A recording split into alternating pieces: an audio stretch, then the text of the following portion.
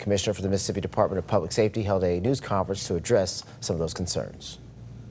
And so I want you to be assured that it will be a thorough investigation, and it will be one where transparency is there. I'll be glad to answer any questions from the media first, if there are any that you might have about the process.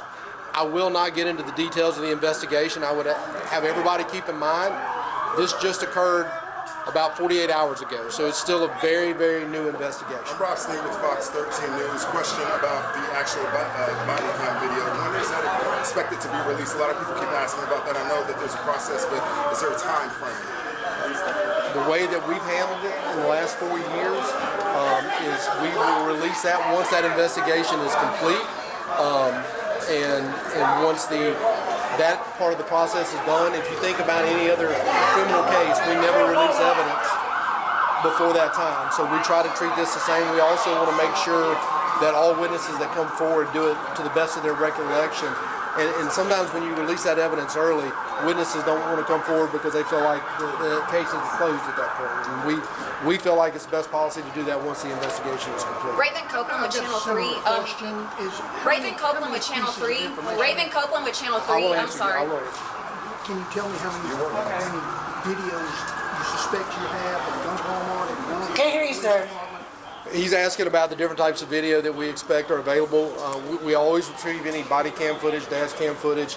Of course, this happened at a Walmart, and Walmart does have a highly sophisticated level of security cameras and systems, and we will work with Walmart to make sure that we obtain every piece of evidence that they have as far as security footage. Raven Copeland with Channel 3.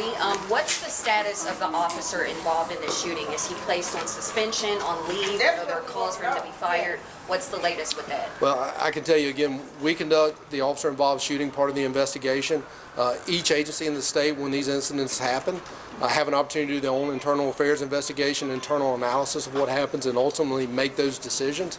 I can tell you it's very, very routine, and it would be quite unusual that an officer after an incident like this would not be put on some sort of administrative leave, at least for a short amount of time, but often for an extended amount of time. There's information online talking about this officer's past, saying that he had a kind of a shady past. Is there anything you can kind of clear up or elaborate on it concerning the officer and his history with the public at various jobs? Not that we would have. I mean, I can tell you the Board of Law Enforcement Officer Standards and Training is housed at the Department of Public Safety. They oversee the certificates of officers. Reviewing this officer's history, there's nothing in the file that would indicate any such problems. Paula Burris, community activist out of Memphis, Tennessee. On this day, in the time leading up to this incident, has anyone been arrested or has there been a police report made for shoplifting?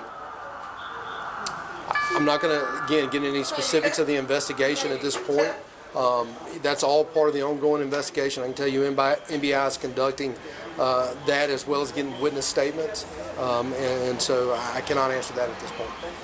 Are you able to speak to the policy that officers follow when it comes to pursuing an alleged shoplifter or any type of crime? What is that policy? And again, that is something department by department that is established. And just to give you an example, we oversee 900 law enforcement officers of the Department of Public Safety, the largest of which is the Highway Patrol. The Highway Patrol might have a different pursuit policy than Jackson PD, for example. What is this pursuit policy for this scene? I don't know the pursuit policy for here in Senatobia, and I can tell you that's also one of the things that a policy violation would be much different than a criminal or violation, and one in which we would really be taking a deep analysis of, but we will look at that. And it's one of those things that across the board it takes time. Again, this happened on Sunday. We got to gather a lot of that evidence, and it doesn't just happen as quick as everybody wants it to.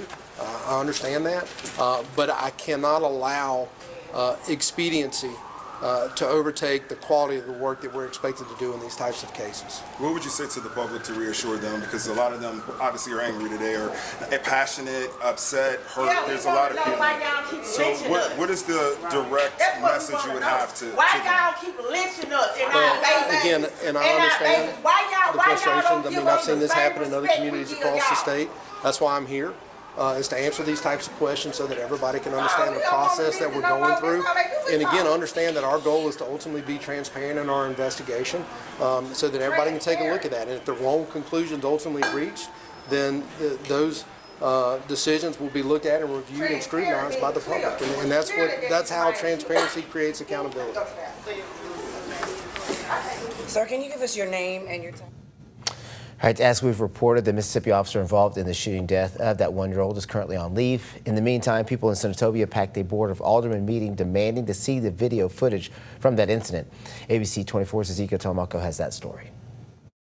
Community members filled Senatobia's City Hall following the death of 1-year-old Kohen Wiley after he was shot and killed in the Senatobia Walmart right off of US 51.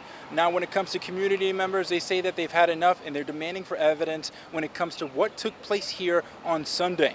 According to the Mississippi Bureau of Investigation, officers with the Senatobia Police Department and Tate County Sheriff's Office responded to a shoplifting call Sunday at the Walmart on US 51. Investigators say that officers encountered 2 subjects and a child leaving the store in a vehicle. The MBI says that the driver allegedly drove towards officers and nearly struck one of them before an officer fired their weapon. Now, the vehicle later arrived at a local hospital where 1-year-old Kohen Wiley was pronounced dead and another person was listed in critical condition. During Tuesday's Board of Aldermen meeting, residents called for the release of the video following the incident. So we want some footage, okay? Before y'all tamper with it and do all what y'all do. Before y'all do all that right there, we like to see some clear-cut footage as to what happened at Walmart parking lot and what caused this deranged officer to feel the need to fire on a woman and a child. MBI is over the investigation. Listen to what I'm saying.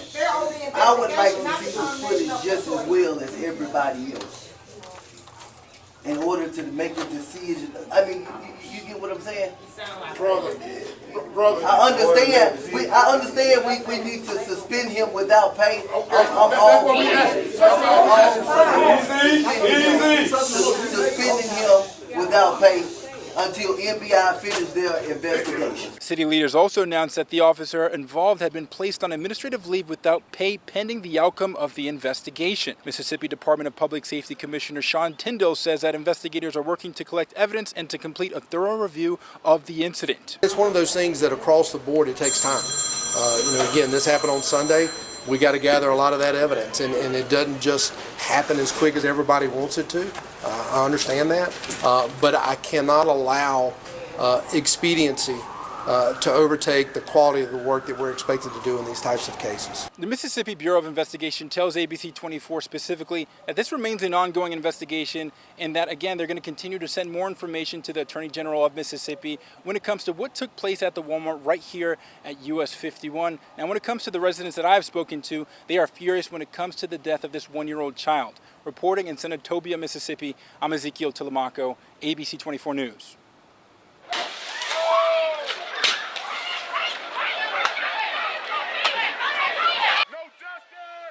A video of one of the protests surrounding the shooting outside of that Senatobia Walmart. Police deployed tear gas yesterday. A large crowd gathered outside the store.